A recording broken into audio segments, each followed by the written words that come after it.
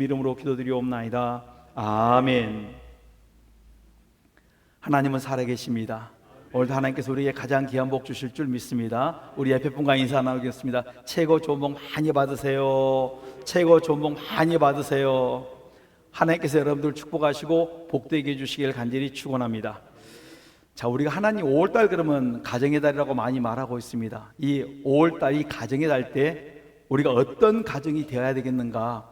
하나님께서 축복하는 가정, 하나님이 인정하시는 가정, 그 가정이 어떤 가정일까? 여러분 신앙생활하다 보면 항상 우리 마음속에 있는 게 있습니다. 어떤 가정이 되어야 될까? 우리의 자녀, 우리의 모습이 어떠한 모습으로 있어야 될 것인가? 성경은 이렇게 말씀합니다. 빌립보서 2장 1절로 5절에 보면 너희 안에 이 마음을 품어라 곧 그리스도 예수의 마음이니. 우리 온 식구가 어떤 마음을 품어야 됩니까? 그리스도 예수의 마음이다, 이렇게 말씀합니다. 그러니까 우리가 그리스도 예수의 마음을 갖는다는 것은 남을 나보다 어떻게 낫여긴다. 내 남편이, 내 아내가 어때요? 나보다 낫습니다. 인정하자는 거예요. 약한 것은 어떻게 합니까? 무시하고 멸시합니까? 기회 잡았다고 여러분 막 짓눌려야 됩니까? 아니라는 거예요. 성경은 남을 나보다 낫게 여기고 남의 허물이 보이거든 어떻게? 그것을 내가 짊어져야 될 십자가로 알고 우리가 함께 맞춰 나갈 때 우리의 가정이 하나님이 기뻐하는 가정으로 설 줄 믿습니다. 여러분 그리스도 예수의 마음은 남을 나보다 낫게 하는데 스스로 내가 겸손한 마음을 품고 사셔야 돼. 우리는 조그만 기회가 생기면 나도 모르게 자랑하고 싶고 또 드러내고 싶고 교만함이 나올 수 있습니다. 얼마든지 하나님이 우리를 창조해 놓았을 때 우리 모습이 뭐냐면 모든 걸 지배하고 다스리게 해놨기 때문에 우리가 그리스도 안에 있으면 참으로 종되고 섬기면서 잘 다스려 나갈 수가 있는데 그리스도 밖으로 나가면 뭐냐면 나도 모르게 조그만 기회가 되면 남을 지배하고 다스리며 어때요? 군림하려고 합니다. 섬기는 것이 아니라 당연히 우리에게 주어진 환경 속에서 남을 나보다 낫게 여기면서 섬겨야 될 우리가 하나님 주신 그 축복을 가지고 내가 지배하고 다스리는 순간에 내가 내 욕심을 채우려는 순간에 그 축복이 날아가 버리는 거예요. 그래서 우리가 어디서부터 훈련받냐면 가정에서부터 내 아내가, 내 남편이 나보다 낫습니다. 그러니까 뭐가 없습니까? 짓눌림이 없어요. 내가 이건 좀 잘할 수 있어. 이거 잘한 것은 내 남편을, 내 아내를 잘 섬기라고 잘하게 하셨고 내가 부족합니다. 그러면 아내의 도움을 받는 것이 당연한 거예요. 자존심 상해하는 것이 아니고 어떻게 당연한 것을 우리가 자꾸 잊고 산다는 말씀입니다. 그래서 어떤 가정이 되어야 될 것인가? 그리스도의 예수의 마음을 품고 사는 우리의 복된 가정 가문 이룰 수 있길 간절히 축원합니다. 여러분 주님의 마음을 가지고 산다는 것은 우리가 경건한 삶을 살아야 된다는 것입니다.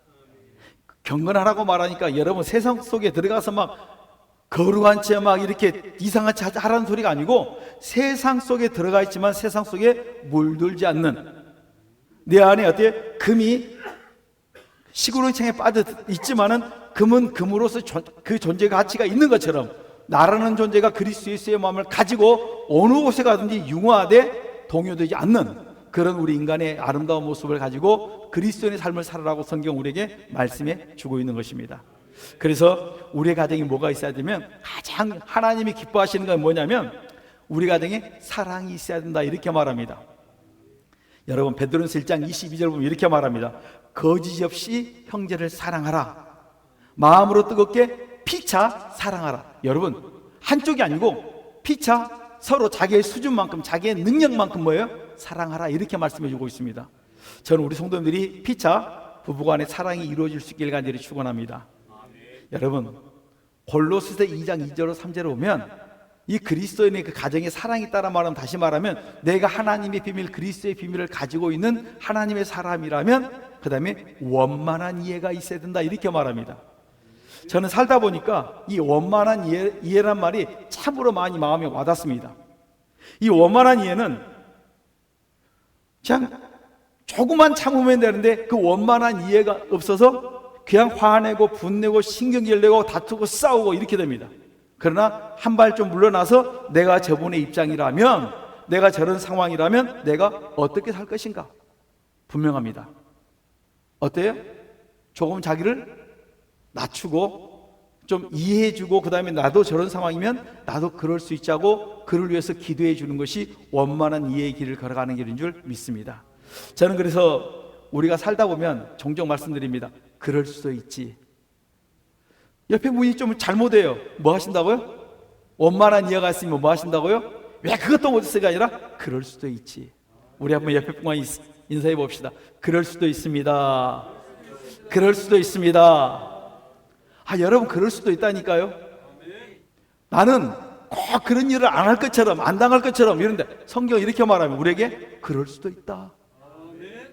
저는 우리 성도님들 마음속에 오늘 이 마음을 좀 품었으면, 내가 그 하나님의 비밀이 내 안에 있다면, 성경의 골로스 2장 2절을 보면 우리가 신앙생활하는 그때부터 우리가 그리스도의 표로 회개하고 나아가면 그리스도가 내 안에 들어오시고 하나님의 비밀, 그리스도의 비밀이 내 안에 있다면, 내가 그리스도가 내 안에 있는 사람들의 삶의 모습이 뭐냐면 원만한 이해. 여러분 운전하다 보면 원만한 이해가 그 순간에 사라져요. 잠깐 기다렸는데 중간에 싹 누가 뭐예요? 새치기에서 싹 들어가면 원만한 이해는 사라지고 어때? 화가 확 오릅니다. 저분이 오직했으면 저러겠는가 좀 이해할 수 있다면, 좀 긍휼히 여길 수 있다면 얼마나 좋겠으면. 그리고 어떤 마음 갖자고요? 하나님 저들을 축복해 달라고. 양심 살려 사람답게 살든지 아니면 급한 마음이 있어 간다면 당연히 이해할 수 있는 그런 마음을 달라고 기도하는 것이 우리 성도님들의 삶이 되어야 될 줄 믿습니다.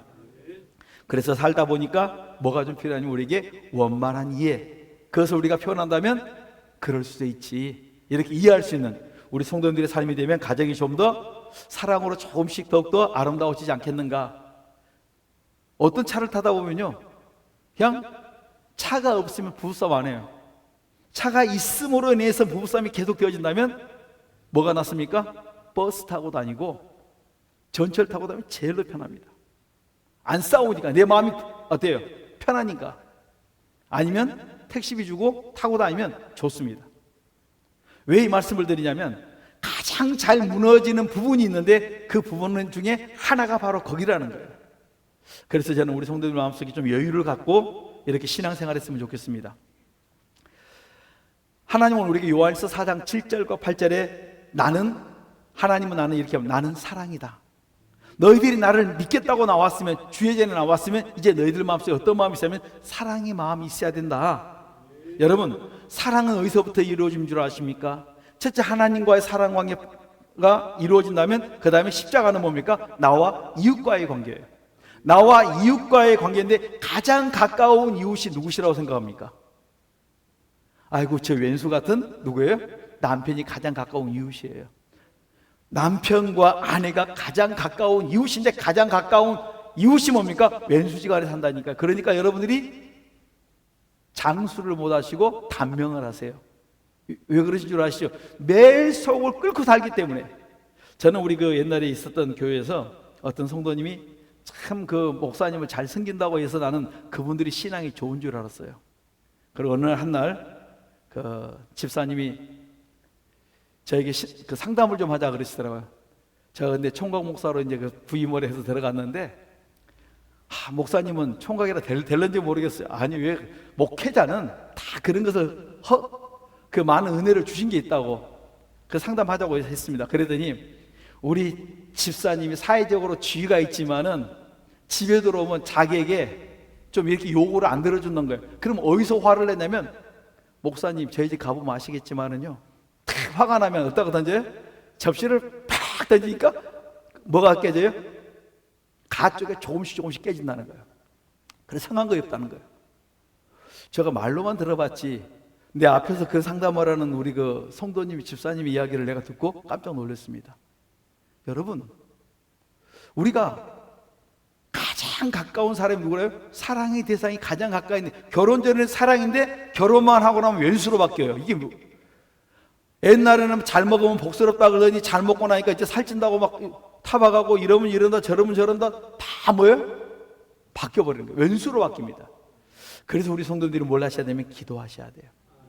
성경은 너희가 하나님의 사랑을 받았으면 가장 가까운 사람부터 뭐하라고? 사랑하라. 왼수가 아니라 사랑의 대상이고 섬김의 대상이다. 그분이 남편이 될 수 있고 아내가 될 수 있고 내 부모님이 될 수 있고 내 자녀가 될 수 있다, 이렇게 말합니다. 저는 우리 성도들이 이렇게 내 가족부터 사랑할 수 있는, 그래서 뭐가 이루어져야 돼요? 하나님과 사랑이 이루면서 나와 이웃과의 관계에 가장 가깝고도 가까운 어때요? 살을 옆에 부딪히며 살고 있는 그 가장 가까운과의 그 관계 속에서 뭡니까? 사랑의 관계가 이루어질 수 있길 간절히 축원합니다. 얼굴 볼 때는 가장 가까워요. 딱 등을 돌리면 가장 멉니다. 지구 한 바퀴를 돌아야 만날 수 있어요. 여러분, 지구를 한 바퀴 돌고 만나시겠습니까? 그냥 에너지 소모 안 하고 가장 가까이 만나시겠습니까?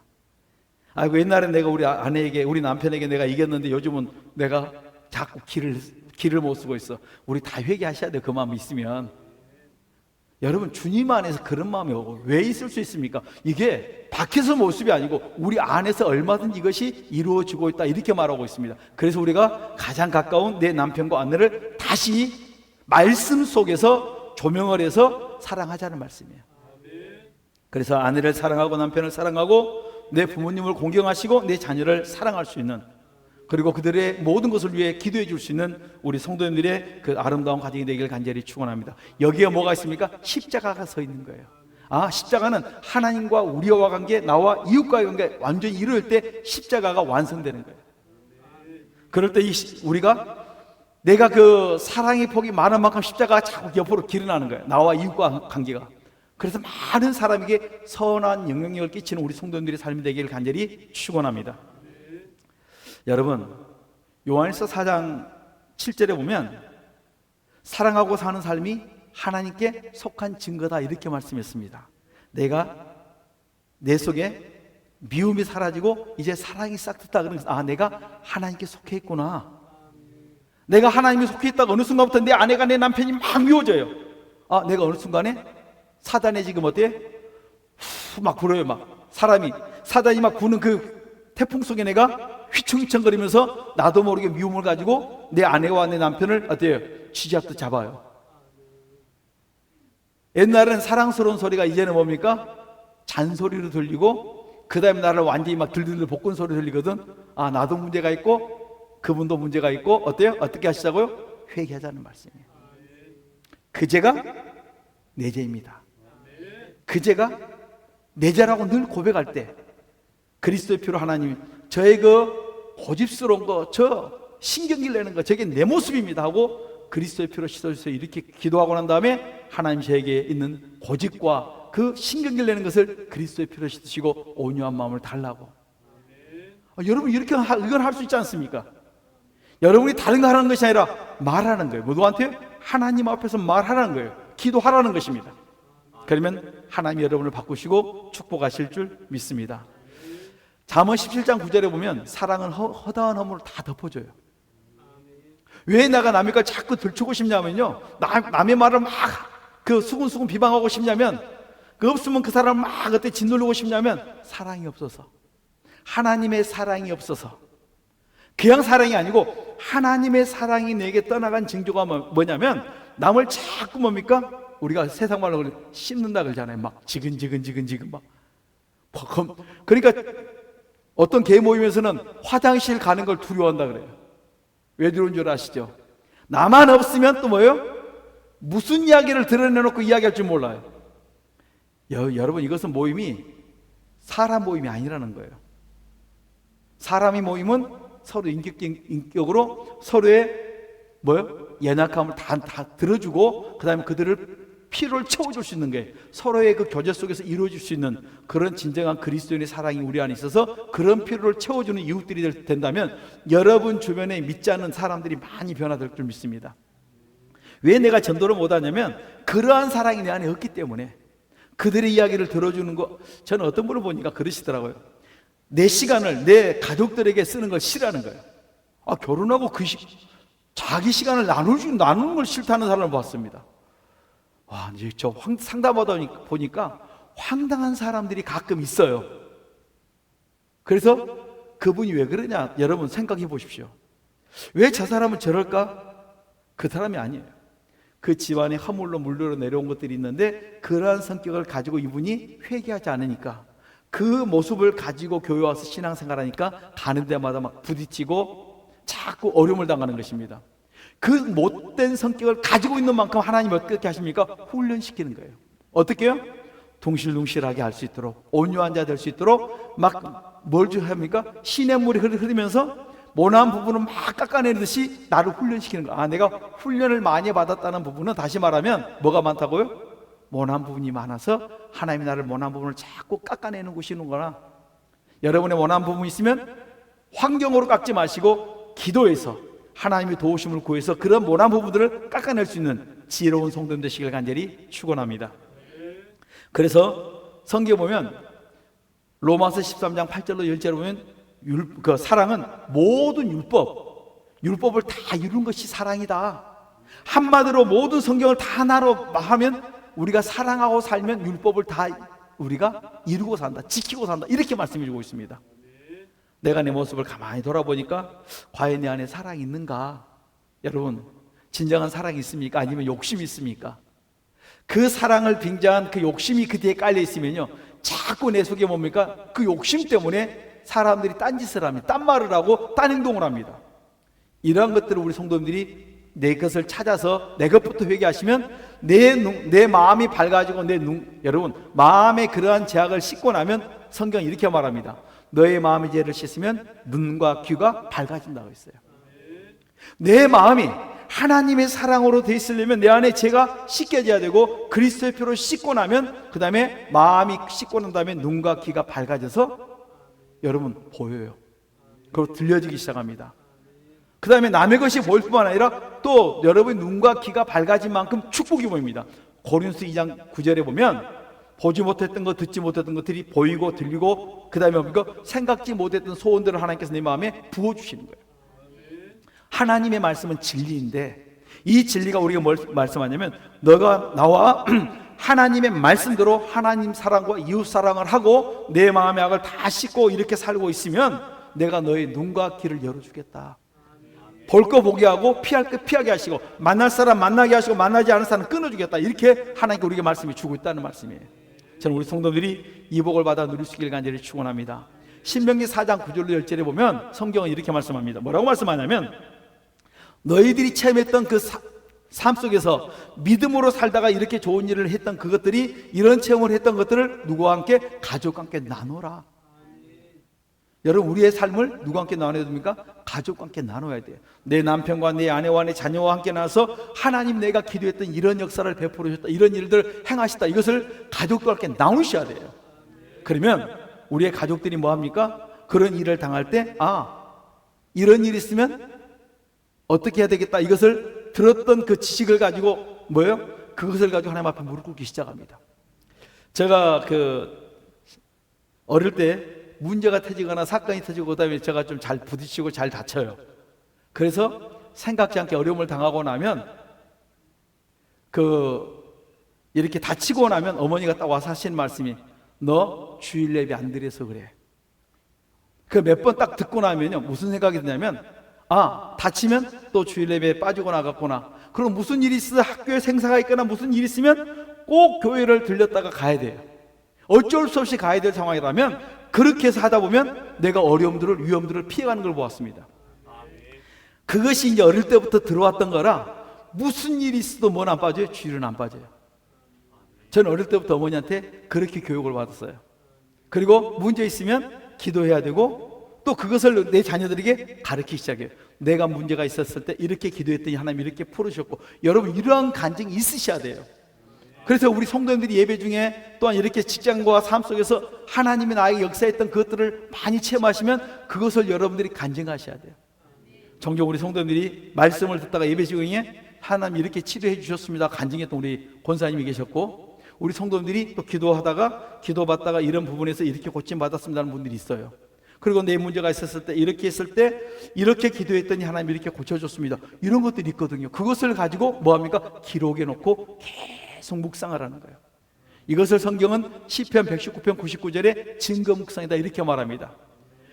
여러분, 이 증거 묵상을 하면은 내 앞에 그런 위기가 올 때 증상을 알아요. 이런 모습들을 알 수가 있습니다. 이럴 때 꼭 하나님이 하지 말라고 할 때 사인이 오는데 그때 우리가 귀엽고 자존심 때문에 약속 때문에 그 일을 하다가 손해보는 경우가 있을 수 있다는 말씀이에요. 저 같은 경우는 제가 어느 날 보니까 운전을 했는데 어느 날 보니까 제가 운전을 안 하고 옆에서 조수하고 있더라고요. 사모님은 기사라고 말하고 저는 그 옆에서 사장이 아니고 저는 사모님의 조수입니다. 이렇게 내가 지금 살고 있는데 어느 날 보면은 마음속에 오늘은 운전을 안 해야 되겠다. 그런데 운전을 해요. 할 수 없는 상황에서 운전하고 나면 핸들을 붙잡고 많이 기도하면 위기를 넘어가는데 그렇지 않은 날 꼭 어디를 부딪혀요. 그래서 내가 몇 번을 체험하고 난 다음에 깨닫는 게 뭐냐면 마음에 좀 이상하다 싶으면 기도를 많이 하든지 아니면 그래도 안 풀리거든 뭐 하라고요? 핸들을 놓고 편안하게 그냥 어때요? 비싼 차 타고 다니든지. 여러분 버스가 얼마나 비쌉니까? 전철이 얼마나 비쌉니까? 나를 위해서 혼자 타지 못하게 하고 옆에 친구들 많이 붙여주시고 좋은 상황 다 만들어주고 얼마나 운동도 시키고 얼마나 좋은지 몰라요. 여러분 우리 좋게 생각하시자니까요. 그러니까 이런 하나님이 나에게 주신 사인들이 있는데 그 사인들을 여러분들이 주실 때 뭐 하시자고요? 흘리지 말고 기도하면 듣고 그때그때마다 여러분들이 이런 상황이 왔을 때 내가 이렇게 했을 때 사고가 났고 이렇게 했을 때 내가 위험을 지나갔다. 우리 이런 고백들이 있기를 간절히 축원합니다. 여러분들이 기도해 놓으시면 놀라운 일들이 계속 있습니다. 왜 여러분들이 그 기도가 필요하냐면 부모님들이 기도하고 자녀들이 기도해 놓으면 여러 가지 일들이 있는데 미국에서 그 총기 사건이 한번 있었습니다. 그 대학교에서 총기 사건이 있었는데 그 목사님 자녀가 미국에서 있었습니다. 그랬을 때 그 공대에서 총기 사건이 있는 그 시간에 제일 그 총 난사했던 그 첫 강의 시간이 바로 그 형제가 있었는데 그날 그 전날 저녁에 교수님이 연락이 와가지고 그날 강의가 없다고 했어요. 근데 그 강의가 없다는 소식을 들은 사람은 안 나갔고 강의가 없다는 소식을 못 들은 사람은 그날 나갔는데 거기서 그 호실 못해가고 계속 난사를 했던 거예요. 그리고 우리 그 목사님이 지금 미국에 계시는데 그 목사님은 우리의 종종 간증하십니다. 우리 자녀가 거기서 죽을 뻔했는데 하나님이 먼저 그 전날 살려주셨다. 그게 버지니아 공대 아마 사건이 여러분들이 기억하실 수 있을 겁니다. 그 사건의 제 1번이었어요. 그래서 그 강의실에 있어야 될 애가 하나님의 그 도우심으로 말미암아 그 어려운 환난에서 건져주셨어요. 여러분 얼마나 두렵겠습니까? 내가 그 전날 이야기를 듣지 않았다면 그 다음날 갔다면 여러분 뭘로 막았습니까? 기도로 막아주신 거예요. 우리는 그렇게 믿고 있습니다. 그래서 우리가 하나님이 기뻐하는 가정에 뭐가 있어야 됩니까? 기도가 있어야 된다. 여러분, 여러분의 가정에 어려움들이 있습니까? 기도하지 않아서 많이 와요. 여러분의 기도가 있습니까? 여러분의 가족들이 어떤 상황이 있을지라도 하나님이 지키시고 보호해 주실 줄 믿습니다. 그래서 문제가 생기면 우리는 뭘 찾습니까? 하나님 왜 이 문제가 왔습니까? 어떤 죄를 깨달아 회개해야 됩니까? 이것을 찾으셔야 된다니까요. 우리가 요나서 1장 2장에 보면 요나가 하나님의 말씀에 너 니느웨 가서 복음을 전하라 말씀해요. 그런데 이스라엘 백성이었던 요나가 니느웨로 가라고 말씀하니까 저 니느웨 사람들이 우리에게 얼마나 못된 짓을 했는데 가게 하시는 거예요. 그래서 그 싫은 마음을 가지고 내가 다시스로 가서 내가 복음을 전하리라. 니느웨 가서 전하라고 말씀하셨는데 나는 어디로 갑니까? 다시스로 도망가요. 근데 출발할 때 너무 날씨가 좋아요. 하나님의 뜻이라면 처음부터 태풍 치고 내가 가려고 하면 다 막아야 된대요. 그게 아니에요. 그냥 가니까 너무 날씨가 좋은 거예요. 너무 이것도 하나님 뜻일 수 있겠지 하고 자기 생각을 집어넣어서 갔습니다. 근데 가는 도중에 바다 가운데 있을 때 큰 대풍이 일어나서 완전히 그냥 배가 꼼짝 못하게, 그래서 자기에 있는 물건들 다 밖에 버립니다. 다 어려움을 당하다가 겨우 자기들이 할 수 없다는 생각을 갖는 순간에 여기에 틀림없이 누군가 죄인이 있다. 우리 제비를 한번 뽑자. 그래서 제비를 뽑았습니다. 가장 힘들고 어려우고 있는데 배 밑창에 숨어가지고 자고 있는 거예요. 긴장 속에 딱 들어놓으니까 그냥 어때요? 잘 수 있겠다는 생각이 들었습니다. 아무튼 요나가 제일로 밑에 숨어서 자고 있습니다. 그런데 하나님은 거기 있는 사람을 끄집어내게 만들어주세요. 그리고 제비를 뽑는 거기에 제비를 뽑았는데 누가 당합니까? 나가 당해요. 누구라고요? 내가 문제예요. 요나가 문제예요. 나라는 존재가 문제다, 이렇게 말씀해 주고 있습니다. 그리고 자기의 사정을 다 말합니다. 내가 니느웨로 가서 복음을 전하려는데 내가 하나님을 피해서 다시스로 도망가다 내가 딱 걸렸습니다. 해결책이 있습니다. 해결책이 뭔지 아십니까? 나를 바다에 던져 죽여라. 아이고, 그러나도 내가 지금 이 사람 때문에 우리가 지금 이 어려움을 당하는데 우리가 이 사람을 바다에 빠지면 그 신이 우리를 가만두겠느냐? 어떻게 하든지 육지에다 살려 보내주려고 하는데 도저히 갈 수 없게 만들어버립니다. 하나님은 그를 던져라는 사인을 주신 거예요. 가지 못하게 만들면, 상황이 막아지면 여러분 기어코 가다 어려움 당하지 마시고 뭐 하시자고? 기도하고 피할 수 있기를 간절히 축원합니다. 그래서 그가 꼼짝없이 그들이 도와주려다가 밖으로 어떻게 살려주려다 하다가 안 되니까 할 수 없이 던집니다. 그런데 그가 바닷속에 첨벙하고 들어가는 순간에 깨끗이 태풍이 사라져버립니다. 대풍이 사라졌습니다. 여러분 여기에 뭐가 있습니까? 우리가 하나님의 뜻을 분별하시자는 거예요. 왜 문제가 왔는가? 그 문제의 원인을 찾아서 우리가 하나님 앞에 회개 기도하면 그것을 그리스도의 피로 씻기만 하면, 내가 이 죄를 지었습니다, 이 죄 때문에 지금 우리 가정과 우리의 모든 것이 어려움이 왔습니다 하고 그 시간에 내려놓고 기도하자는 말씀이에요. 그러면 하나님이 해결하시고 순탄한 길을 열어주실 줄 믿습니다. 그래서 우리가 성경이 이렇게 말합니다. 율법으로 죄를 깨달아 회개해야 된다. 말씀을 가지고 지금까지 살아왔던 들었던 말씀을 가지고 다시 되돌려보는 거예요. 왜 문제가 왔을까? 이 문제가 왜 왔을까? 우리 조상들이, 우리 집안이 혹시 이런 잘못된 걸 심어놨을까? 아니면 내가 잘못 심어놨을까? 잘못 살아왔을까? 내가 그래서 내 모습을 쭉 돌아보면서 다 어때요? 하나님, 내가 이렇게 살아왔고 우리 조상들이 이렇게 살아왔던 것이 내게 그대로 내려왔습니다. 그리스도의 피로 씻어주세요 하는 순간에 뭡니까? 씻김 받는 거예요. 죄는 어떻게 씻습니까? 그리스도의 피로 씻어주세요. 이렇게 죄를 씻기만 하면 하나님께서 우리의 죄를 어때요? 씻어주시는데 그것이 내 마음에 어때요? 감사 나올 때까지, 하나님이 나를 자유케 할 때까지 여러분 계속 주의 도움을 구하면 그 죄를 씻다 보면 이것도 생각나고 저것도 생각나고 다 그때마다 하나씩 씻어내세요. 할 수 있으면 기록에 놓으시면서 회개하면요 더 빨리 깨끗하게 지워지면서 여러분들이 놀라운 체험들을 할 줄 믿습니다. 그리고 난 다음에 이렇게 말합니다. 마가복음 11장 22절 24절에 하나님을 믿으라.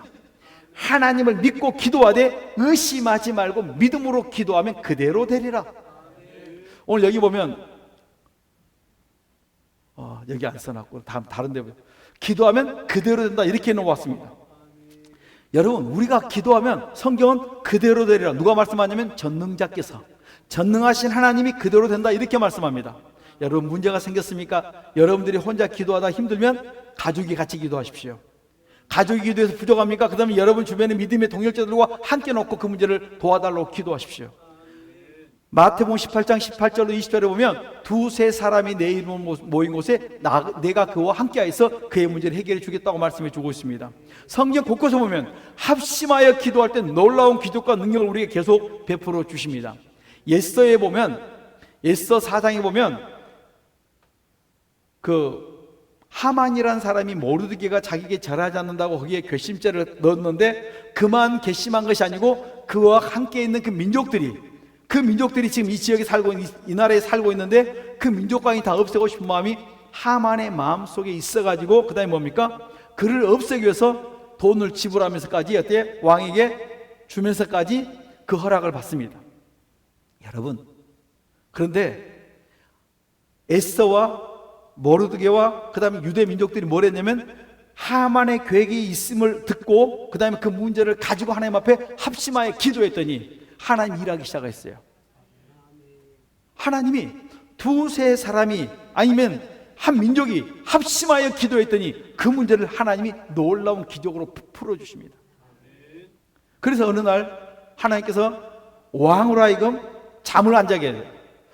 우리 잠 안 자면 수면제 먹어야 되나?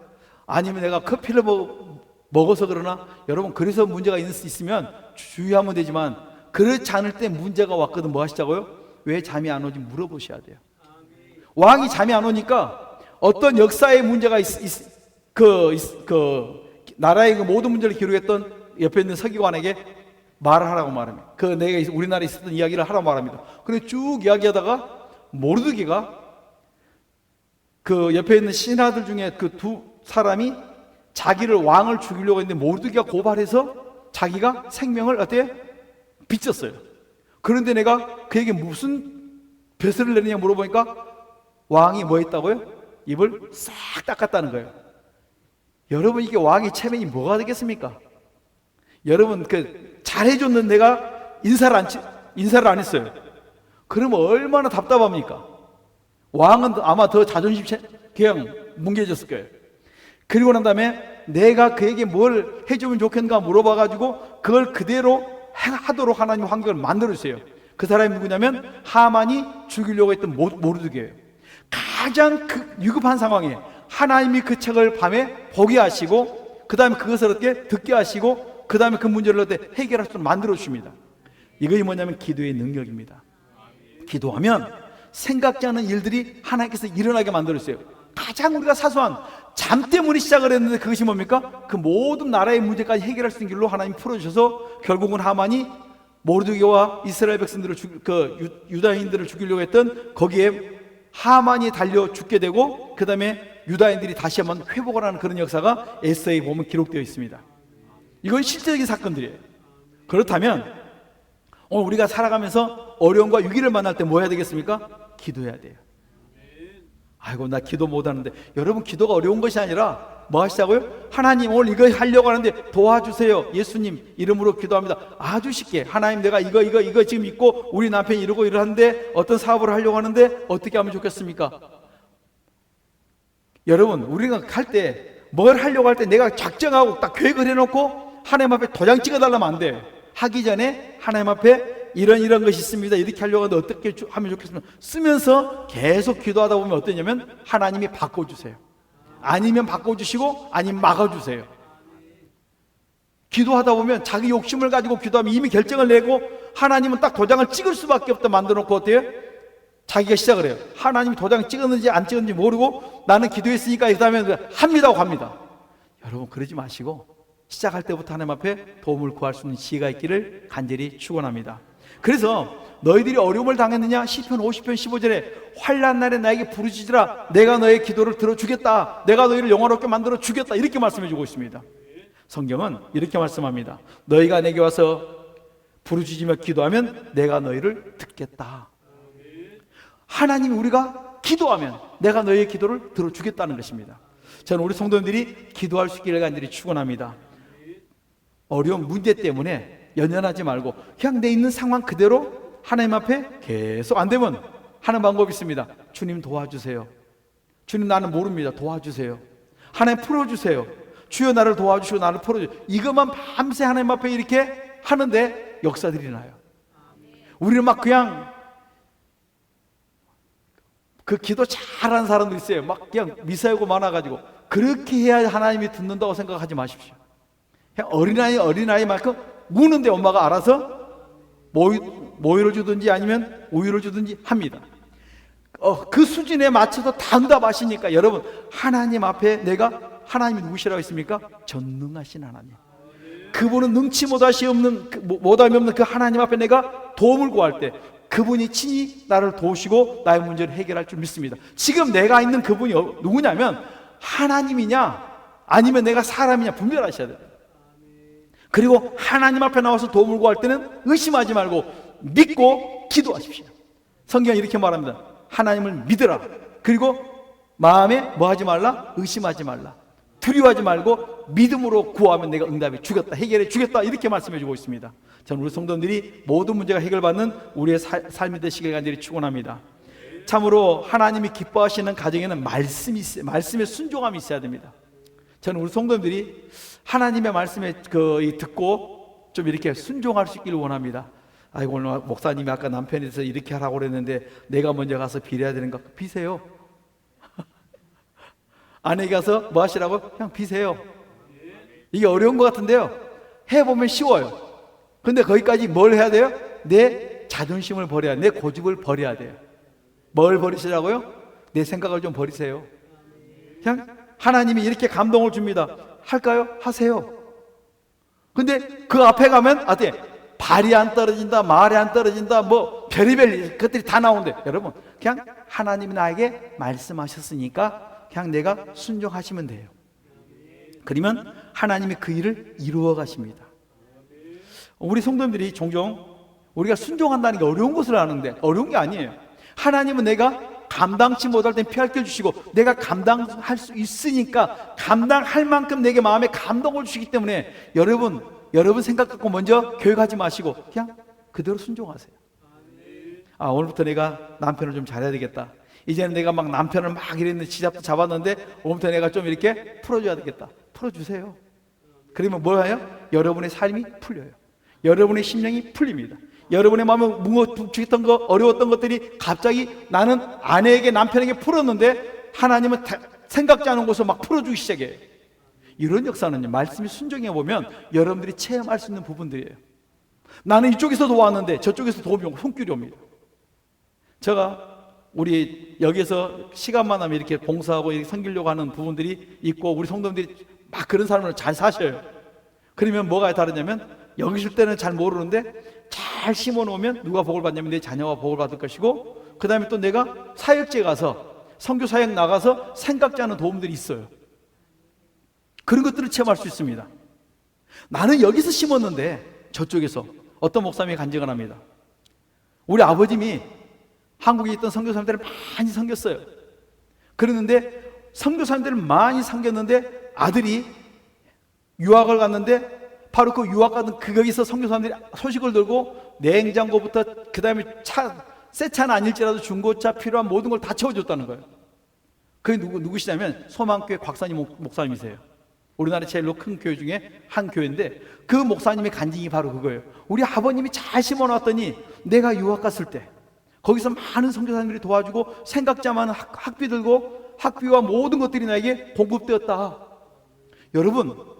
여러분의 삶 속에서 큰 거 생각하지 마시고 지금 여러분이 할 수 있는 범위에서 뭐 하시자고요?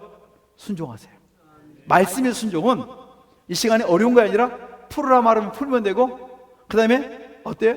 섬기라면 섬기면 돼요.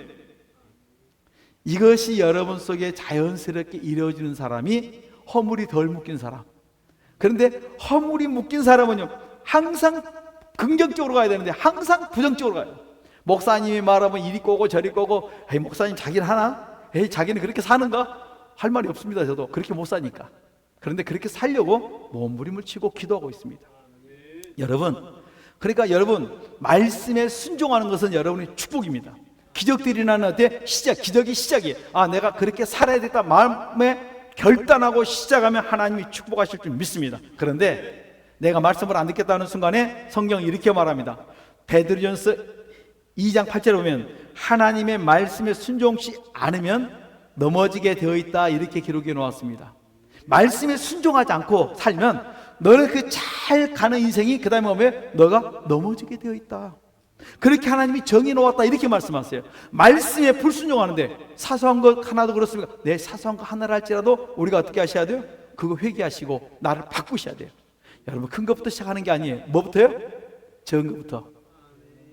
그래서 내가 내 아내에게 뭐 하시자고요? 내 남편에게 사랑한다 고백도 하시고, 또 내가 그 입이 안 떨어지거든. 뭐 하라고요?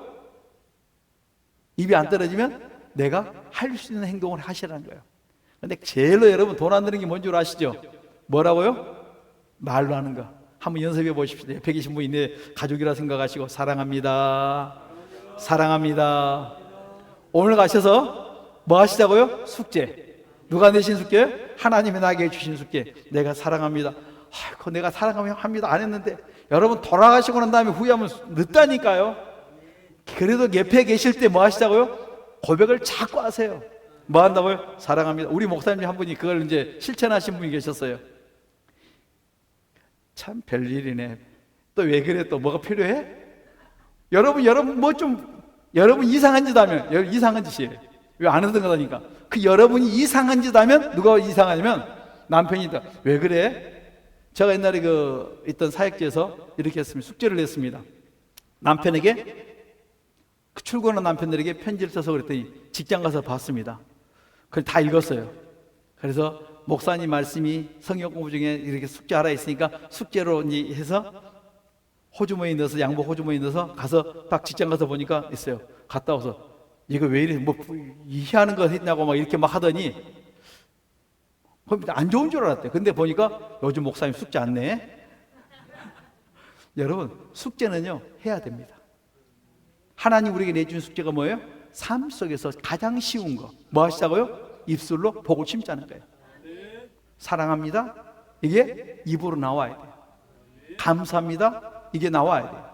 우리 다시 한 번 더 연습해. 사랑합니다. 감사합니다. 시작. 사랑합니다. 감사합니다. 사랑합니다. 감사합니다. 진짜 사랑하고 감사하세요? 그러면 진짜 하나님이 사랑하고 감사할 수 있는 상황과 환경을 열어주신다, 이렇게 말씀하는 거예요. 이게 뭡니까? 우리의 가정이 되야 될 줄 믿습니다. 집에 들어오면서 엄마 밥 줘. 이야, 이게 여러분, 엄마가 사랑하고 엄마가 사랑이 오늘 또 한번 해주고 하면 얼마나 좋아요. 그럼 반찬이 달라질 텐데 엄마 밥자 나오는 중에서 반찬이 하나씩 떨어지는 거예요. 오늘 달걀 없어, 오늘은 뭐 없어, 그냥 김치 있는 거 먹어. 여러분, 우리 마음속에 뭐부터 시작이라고요? 내가 가장 쉽게 할 수 있는 거, 가장 먼저 아내와 남편을 바라보면서 뭐부터 하자고요? 그냥 하기 싫은 것부터 그냥 막 던져요. 그러니까 부부간에 자꾸 멀어져요. 그러지 마시고 내가 먼저 시작하고 그 다음에 가르치세요. 오늘 교회에서 숙제를 내줬다. 부부간에 사랑합니다 하라 있다. 그래, 내가 한 번 할 테니까 당신도 한 번 해. 오늘 이거 숙제입니다. 집에 가셔서 뭐 하시라고요? 숙제 해야 되는 거예요. 안 하면 안 되는 겁니다. 이걸 숙제를 한 번만 하지 마시고 매일매일 하루에 한 번은 꼭 행할 수 있는 그런 축복이 있기를 간절히 축원합니다. 여러분, 이렇게 요한복음 14장 23절과 24절에 보면 하나님을 사랑하면 말씀을 지키고 하나님을 사랑하지 않으면 말씀을 안 지킨다, 이렇게 말씀했어요. 말씀을 지킬 때, 너희들이 말씀에 순종할 때 그 말씀 속에 놀라운 기적과 능력이 나타난다, 이렇게 말씀합니다. 내가 말씀에 순종하고 복을 받든지, 내가 말씀에 불순종하고 내가 계속 어려움 속에 늘 하루에 늘 어려움 속에 빠져서 고민하고 살든지, 여러분 빨리 숙제하고 편하게 사십시다. 여러분, 이런 그런 축복들이 주어질 때 하나님의 말씀에 순종하는 건 어려운 게 아니라니까요. 그런데 놀라운 일들이 자꾸 내가 입술로 범죄했던 거 입술로 자꾸 내가 바른 소리 했는데 자꾸 이상한 소리 들은 사람들이 있어요. 뭐냐면 나는 좋은 소리 했는데 다른 사람은 어때요? 꼬아서 듣는 것이 있어요. 그걸 푸는 방법 하나 중에 뭐냐면 입술을 여러분들이 바꾸는 거예요. 그러니까 내가 남편을 아내를 사랑하려고 하니까 내가 자꾸 그 진정한 마음이 되려고 하니까 내 안에 있는 남편에 대한 아내에 대한 미운 감정을 회개하셔야 돼요. 하나님, 내가 사랑하려고 하는데 자꾸 형식이 돼요. 이것을 진짜 할 수 있도록 내게 아내에 대한 남편에 대한 뭘 하라고요? 미워했던 감정, 안 좋았던 감정들, 생각들을 회개하면은 여러분의 말 한마디 한마디 어느 날 보면 무게가 있고 그 무게가 힘 있으면 그 다음에 그 놀라운 기적이 일어날 뿐만 아니라 여러분의 그 직장과 사업장 속에서 놀라운 일들이 일어나기 시작합니다. 이거는 말씀의 흐름이에요. 내가 이제 가정에서 순종을 했더니 그 가정의 순종이 그는 어디로 옵니까? 여러분의 직장과 사업장 속에 자꾸 어때? 흘러간다는 말씀이에요. 여러분, 이런 복들을 체험해 보시길 간절히 축원합니다. 성경에 보면 이렇게 말합니다. 열왕기하 5장에 보면 아람 군대 그 장군인 나아만이 문둥병에 걸렸어요.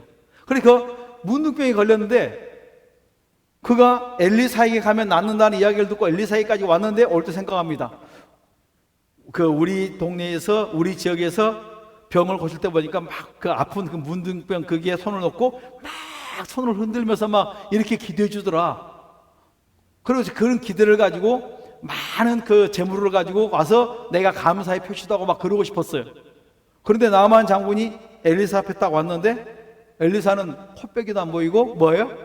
그 종이 와갖고 저 요단강 가서 그냥 몸을 7번 씻으면 된다 그러네요. 거기 가서 사세요 그랬더니 우리 동네는 그보다 깨끗한 것이 있는데 말이야. 여기 와서 내가 지금 어떻게 여기까지 왔는데 얼마나 많은 재물을 가지고 왔는데 여러분 많은 재물을 가지고 와서 막 깨끗 그 자기 생각을 있으니까 자기 생각대로 해달라고 말합니다. 그래서 안 되는 거예요. 그분이 말씀하시면 그냥 순종하는 겁니다. 하나님의 말씀하면 뭐예요? 내 생각을 좀 버리고 그냥 순종해 보는 거예요. 너무 쉬운 거.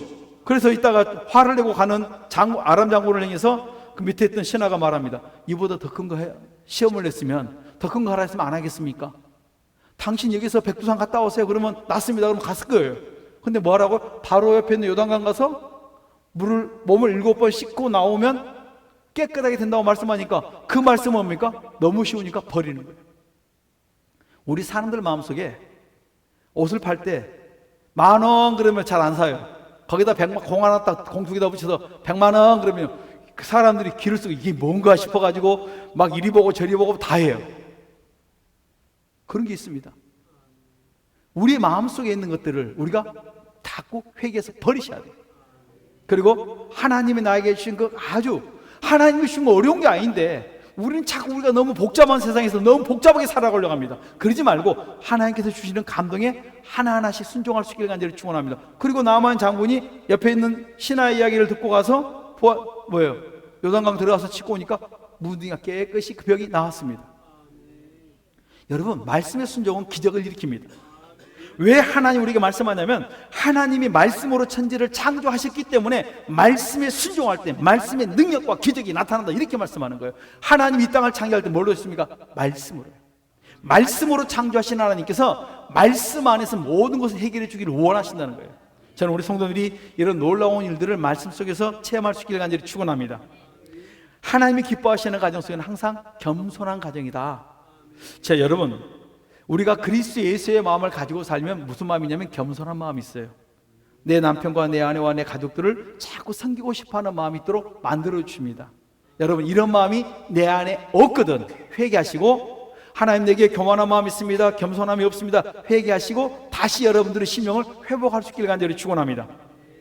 그래서 우리가 주님을 계속 자랑하다 보면 우리 가정이 놀라운 하나님 은혜와 축복을 받게 됩니다. 고린도서 15장 1절 보면 이렇게 말씀합니다. 나의 나된 것은 내가 아니라 전적인 하나님의 은혜라고 고백합니다. 여러분, 나의 나된 것은 내가 아니라 하나님 은혜로 여기까지 올 수 있고 우리가 살아가는 나의 남은 인생도 하나님의 은혜로 살아간다는 걸 늘 고백하면 하나님이 그 고백을 받으시고 그 다음에 뭡니까? 그 고백 속에 기적과 능력을 우리에게 베풀어 준다는 것입니다. 이것이 뭡니까? 겸손한 삶. 여러분, 하나님은 교만한 자를 대적하시고 겸손한 자에게 은혜를 주십니다. 저는 우리 성도들이 늘 겸손해서 하나님의 은혜를 잊기를 간절히 축원합니다. 여러분, 자기를 낮추면 하나님께서 주께서 때가 되면 높여주신다. 여러분, 내가 높아지기를 원하십니까? 낮아지십시오. 우린 자꾸 내가 스스로 높아지려고 그래요. 높아짐을 낮추면, 주 앞에서 내가 자꾸 낮추면서 내가 종되고 섬기는 삶으로 나아가면, 내가 사장이지만 내가 뭐예요? 종되고 섬기면서 내가 막 사장인데 종되고 섬기라니까 빗지락 쓸고 막 이 소리가 아니고 내가 그들에게 낮아지는 모습으로 대하면, 그들에게 말 한마디로 따뜻한 사랑으로 대하면, 그 낮아짐의 삶으로 모든 분들이 낮아지면서 대하기 시작하면 하나님께서 자꾸 나를 자꾸 높여주세요.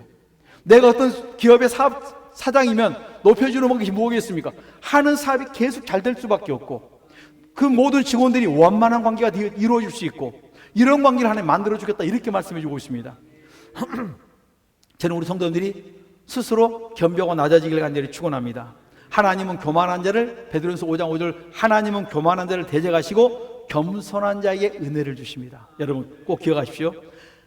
하나님께 은혜 받은 자의 삶의 모습은 겸손한 자의 마음. 내가 겸손하게 살면 내가 하나님의 은혜를 입고 살고 있구나.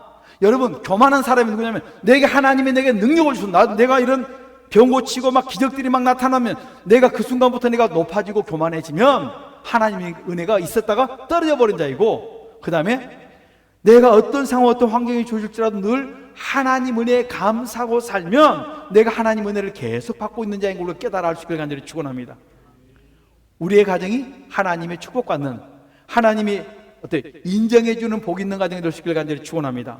하나님이 기뻐하는 가정은 여호와를 경외하는 가정이다 이렇게 말합니다. 여호와를 경외한다는 말은 우리가 악에서 떠난 것, 악을 회개해서 씻어내는 것과 악을 떠나는 것, 여기서부터 출발해서부터 하나님의 말씀에 순종하는 삶, 어디까지? 아브라함이 자기 아들까지 내놓으라 할 때 내놓는 거기까지, 그러니까 출발의 경외와 종점의 경외까지, 그러니까 얼마나 넓은지 이것이 경외다 이렇게 말합니다.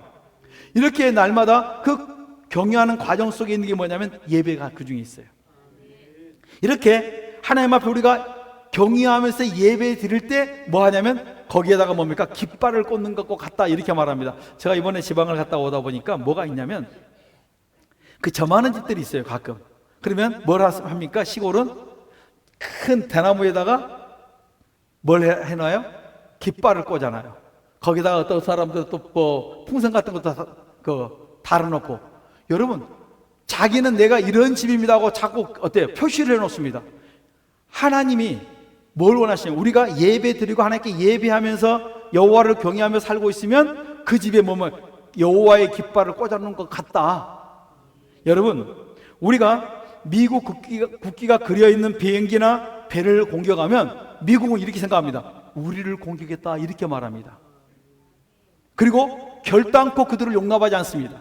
그와 마찬가지로 하나님의 백성들이 하나님을 경외하며 예배하는 매일 가정에서 또한 개인적으로 하나님 앞에 예배하고 기도하는 삶을 살고 있으면 그가 경외하는 삶을 보시고 그 경외하는 삶을 공격하면 여호와 하나님께서 말씀은 너희가 나를 공격하는 것 똑같아, 하나님을 대적하는 것 똑같아, 내가 그들을 대적해 주겠다, 이렇게 말씀해 주는 거예요.